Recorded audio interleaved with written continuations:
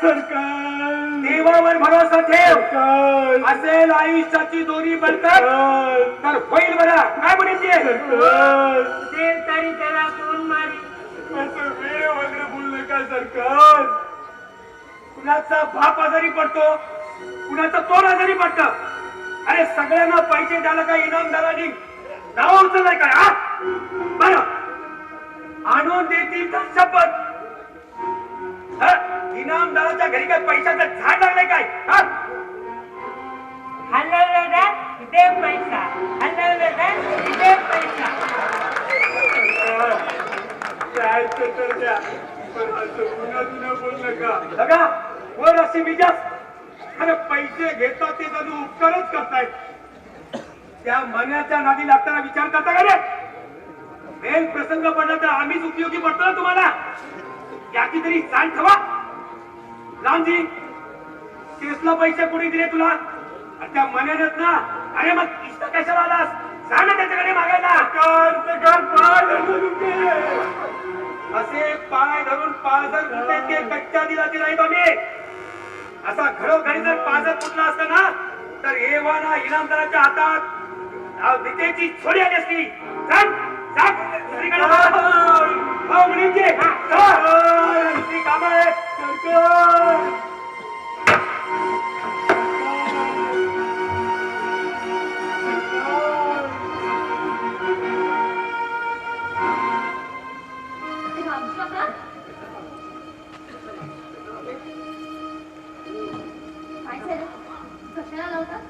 नाही आजारी पोरी नामदाराला सगळ्या नाही आली गरीबाची.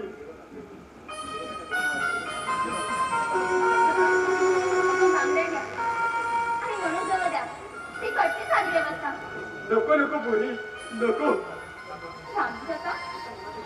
तुमच्या मुलाच्या जीवापुढे मागण्याचं मग काय? पण आता बोलत बसू नका. जा निघा आधी. पोरी तुझे उपकार. जा म्हणते ना. आणि लवकर लवकर चांगला डॉक्टर दाखवा. देव तुझं भलं करू. देव तुझं भलं करू.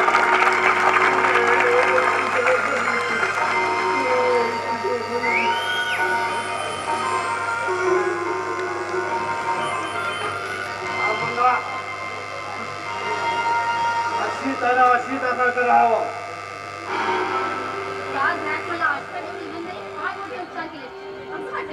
मला काही कर्तव्य नाही त्याच्याशी. मेलाला तू भेट होतेस. हो का? तुला काय सांगितलं? तुझ्याबद्दल चांगलं चांगलं एक तरी सगळं आहे का तुझ्याजवळ? आणि जे काही वाईट ते सगळं सांगितलं. किती जण लग्नाचं वचन दिलं, किती जणीच्या अभिषेक केलास. तुझ्या अति शहाणपणाची शिक्षा तिला दिलीत. म्हणजे तिच्या इज्जतीची लक्तर वेशीवर टाकलीत ना. अशीच जा तिच्याकडे. तिला धीर द्यायला, तिच्या जीवाची मैत्रीण जवळ हवी. तुझ्यासारखी रडून रडून थकलेल्या डोळ्यातील अश्रू पुसण्यासाठी अगं जा. 4 धीराचे शब्द देऊन तिच्या मनाचा ढळणारा तोल सावरण्याचा प्रयत्न कर. जाणो कदाचित आत्महत्या करेल ती. म्हणजे अगं आपल्या शिराला सर्वस्व मानणाऱ्या पोरी शील लुटलं गेल्यावर जिवंत तरी कशाला राहतील? जगातात आत्महत्या स्वखुशीनं.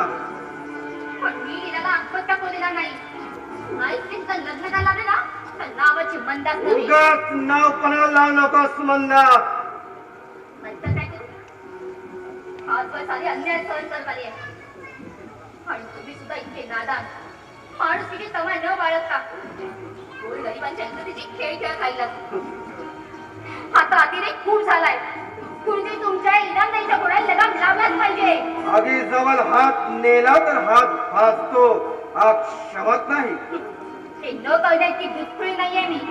आगाशी टक्कर द्यायच्या घलगलात काय न करण्यात तुम्ही आणि वाघ. वाघाचा कांदा बांधलेल्या कोल्ह्या तरी कोल्हे. मंदा हा होताय. हा विचार तू आधी करायला हवा होतास. आता फार काय म्हणून असाही आपल्या तरुणीचं शील भ्रष्ट करतोस, त्यांना फसवतोस. तेव्हा विचार करतोस आता फार होतं याचा. गोरगरिबीच्या जमिनी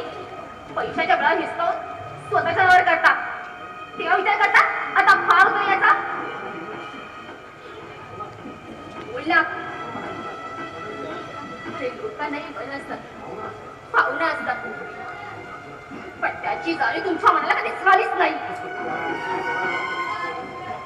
अगं याचा हिशोब ठेवायला आम्ही महागण कधी पाहिलाच नाही आजपर्यंत किती शिल्भष्ट झाल्या किती जणींचे संसार उजाड झाले किती जणींच्या भावना पायदळे तुळल्या किती जणींच्या याचा हिशोब ठेवायला आम्ही महागण कधी पाहिलाच नाही पण वेळ येईल ना तेव्हा तुझ्या जीवाचा मोल द्यावा लागेल तेव्हा आयुष्याची भीक नको अवसर झालं कुठं निघाले लागले चार फुलाने शब्द देणारी सखी तिच्या ढळणाऱ्या मनात तोंड चालवायला हवीच ना हवी होती न जाणो अगं न जाणो कदाचित तिने एखाद्या विहिरीचा आश्रय नाही असेल या एवढी दुबळ्या करायची नाहीये ती चल जाऊ दे मला. अगं तरी मी जाऊ देईन तेव्हा ना इथं माझ्या मर्जीविरुद्ध तुला काही करता येत नाही तुझं ऐकलं त्याची शिक्षा लीलाला मिळाली आता तुझ्या अपराधाचा माप तुझ्या पदा टाकायला बा म्हणजे काय करणार आहेस तू आम्ही सौंदर्याचे पुजारी तुझं काय करणार आम्ही या गुलाब कैसा सुगंध आधी आणि मुळात जोडणार सांभाळलं त्याच्यात काटे बोलती बरं सुखाची वाट काट्या कुण्या तुरंत गेले असते म्हणता पण सुखापर्यंत हात पोहोचवताना त्या काट्याने सुद्धा शरणागती पद्धतीने आमच्या समोर आम्ही या गुलाबबाईच्या पापीचा सुगंध रोखणार अगदी मनसोक्त होणार पण तू घाबरू नको कारण इतरांसारखी तुला आत्महत्या करावी लागणार नाही का कारण मी लग्न करणार तुझ्याबरोबर लग्न आणि तुझ्याबरोबर तुझ्याबरोबर लग्न करण्यापेक्षा मी आत्महत्या करणे जास्त आवडेल मला आणि तुला काय